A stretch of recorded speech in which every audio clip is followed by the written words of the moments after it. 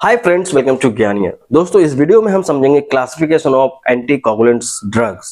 ऐसी दवाइयां जो कि आपके शरीर में कोगुलेशन को रोकती हैं, ब्लड के जमने को रोकती हैं, ब्लड क्लॉट को रोकती हैं जाकर।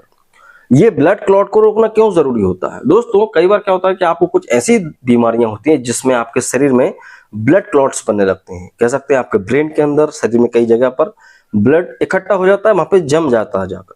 तो ऐसी समस्याओं से निजात पाने के लिए हम एंटीकोगुलेंट दवाइयां देते हैं। आपने सुना होगा हेपेरिन है, वारफेरिन है, यही सुने होंगे। बट इस वीडियो में आपको बहुत सारी दवाइयां बताने वाला हूं कि डॉक्टर्स के पास कितनी ज्यादा रेंज होती है, कितने सारे ऑप्शंस होते हैं कि वो इन दवाइयों का इस्तेमाल भी कर सकते हैं। ये एक एजुकेशनल वीडियो दोस्तों, अगर आप एक मेडिकल स्टूडेंट हैं तो आपको ये वीडियो पूरा देखना चाहिए। दोस्तों, यहाँ पे क्लासिफिकेशन ऑफ एंटीकोगुलेंट दवाइयों की बात करें तो पहले अपन बात करेंगे पेरेंटल दवाइयों की, जो कि पेरेंटल ड्रग्स वो होती है जो कि इंजेक्शन के द्वारा दी जाती हैं, चाहे वो सबक्यूटेनियस हो, इंट्रामस्कुलर हो, इंट्रावीनियस हो, किसी भी तरह से आपको सुई चुभने वाली है। तो ऐसी दवाइयों में दोस्तों पहले नंबर पे आता है इनडायरेक्ट थ्रोम्बिन इनहिबिटर्स। भाई देखो, जब भी आपके शरीर में कहीं चोट भी लगती है तो ब्लड लॉस होता है। तो ब्लड लॉस से बचाने के लिए आपके शरीर में थ्रोम्बिन्स के जो एक फाइब्रिन्स का जाल बनता है, आपने पढ़ा होगा बायोलॉजी में। तो ये फाइब्रिन्स का जाल और ये सारी चीजें बनती है, तब आपका ब्लड लॉस होने से रुकता है, क्योंकि वहां पे ब्लड क्लॉट हो जाता है। और अपन को इसी ब्लड क्लॉट को रोकने के लिए थ्रोम्बिन इनहिबिटर दवाइयां देना होती हैं, थ्रोम्बिन को रोकना है। तो यहाँ पे पहले नंबर पे आता है दोस्तों हेपेरिन। हेपेरिन के अंदर बहुत सारे इंजेक्शन होते हैं। हेपेरिन एक जस्ट एक ड्रग है जिसके अंदर सब ड्रग्स बहुत सारे हैं। आपने देखा होगा एनॉक्सापेरिन बहुत ज्यादा महंगा है, बहुत ज्यादा चलता भी है। एनॉक्सापेरिन दोस्तों, रेबिपेरिन है दोस्तों, नाइट्रोपेरिन है दोस्तों, साथ ही डेल्टा पेरिन भी आता है। साथ ये सारी दवाइयां हेपेरिन के अंदर आती हैं। इनमें से कोई भी यूज कर सकता है डॉक्टर, लेकिन ज्यादातर आपको एनॉक्सापेरिन यूज करते मिल जाएंगे।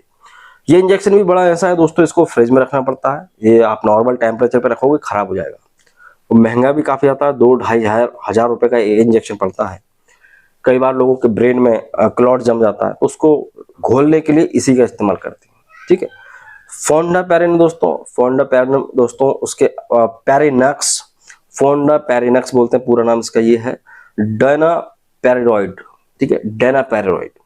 ये भी आपके इनडायरेक्ट थ्रोम्बिन इनहिबिटर्स दवाइयां होती हैं। इसके अलावा डायरेक्ट की अगर बात करें, डायरेक्ट थ्रोम्बिन इनहिबिटर्स कैसी होती हैं, जो कि डायरेक्ट जाकर थ्रोम्बिन को ही इनहिबिट कर देंगी। जो इनडायरेक्ट वाली है हेपेरिन, ये थोड़ा सा घूम के जाती है थ्रोम्बिन के पास और फिर इनडायरेक्टली काम करती है।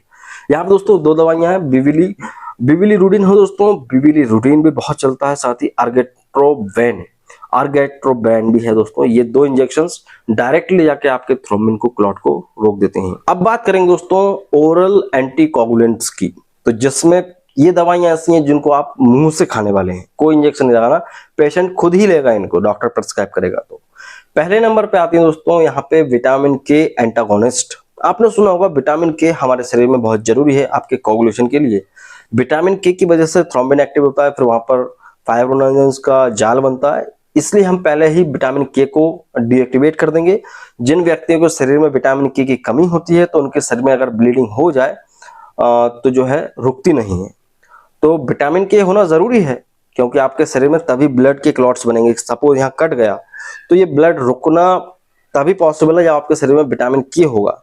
तो जब हम ओरल मेडिसिन देंगे तो हम क्या कर रहे हैं, विटामिन के को हटा रहे हैं, एक प्रकार से एंटागोनिस्ट दवाइयां दे रहे हैं। तो विटामिन के को रोकेगी जाकर, ये विटामिन के क्लॉट बनाता है। तो विटामिन के एंटागोनिस्ट में पहले नंबर पे आता है दोस्तों विस हाइड्रोक्सी क्यूमरिन। दूसरा दोस्तों वारफेरिन है। वारफेरिन सोडियम बहुत ज्यादा चलता है। और साथ ही तीसरा है दोस्तों निक्यूमेलॉन है, या इसे कहते हैं एक्यूनोक्यूमेनोल। तीसरा है दोस्तों यहाँ पे इथाइल विस्क्यूमिन एसिटेट है। और इसके अलावा दोस्तों डायरेक्ट फैक्टर एक्स इनहिबिटर्स भी होते हैं। डायरेक्ट एक फैक्टर है दोस्तों जो कि आपके ब्लड क्लॉट में हेल्प करता है, फैक्टर एक्स ए कह सकते हैं या 10A भी बोल सकते हैं।